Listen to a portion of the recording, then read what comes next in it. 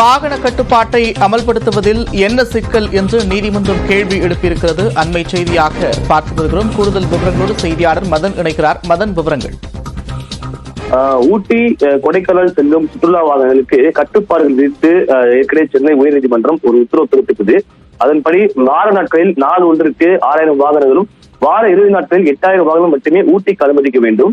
அதே போல கொடைக்கானலில் வார நாட்களில் 4000 வாகனங்களும் இறுதி நாட்களில் 6000 வாகனம் மட்டுமே அனுமதிக்க வேண்டும் என்று உத்தரவு பிறப்பிக்கப்பட்டது.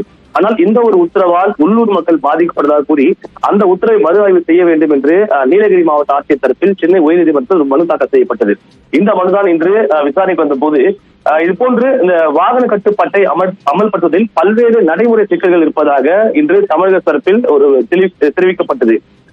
அது மட்டும் இல்லாமல் சமீபத்தில் ஊட்டி சென்ற முதல்வர் அங்கு சுற்றுலா பயணி வசதிக்காக 5 கோடி ரூபாய் செலவில் 10 பேருந்துகள் வாங்கப்படும் என்றும் 20 கோடி ரூபாய் செலவில் வாகன நிறுத்தம் அமைக்கப்படும் என்றும் அறிவித்துள்ளதாகவும் தெரிவிக்கப்பட்டது.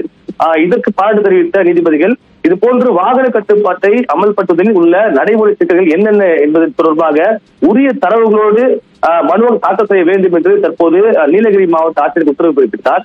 அதே போல இந்த வழக்கு விசாரணை மீண்டும் ஏப்ரல் 25ஆம் தேதிக்கு தள்ளி வைத்துள்ளார். நன்றி மதன், விவரங்களுக்கு.